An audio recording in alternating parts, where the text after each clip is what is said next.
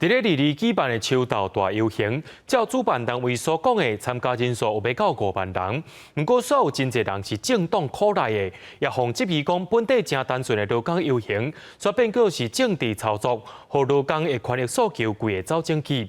各界对着这回秋斗游行，也拢有无共款的看法。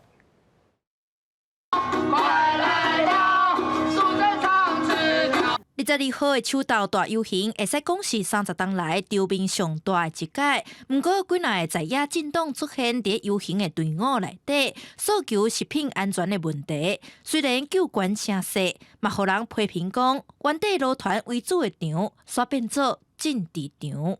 游行看起来虽然是说他们有照事前的约定没有上台啦，在一个他们人数多的情况之下，看起来他们的主轴已经变成这个反莱猪啦、挺中天啦，完全没有一个劳工啦、环保啦、其他的土地啦的一些个议题的一个彰显。有人认为游行原底要争取到劳工权益的诉求已经来变调，亲像土恒产业总工会就认为游行的主导权已经互政党来杀走。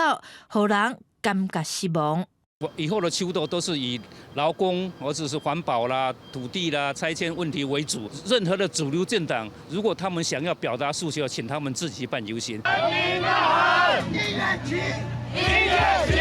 英国秋斗游行其实嘛有结合到护士过劳、学生贷款等等议题，就加落来发声，但并无像即摆，互人讲重点规个走进去。劳工甲社会运动的老前辈就认为，重点要是爱甲主导权画好条。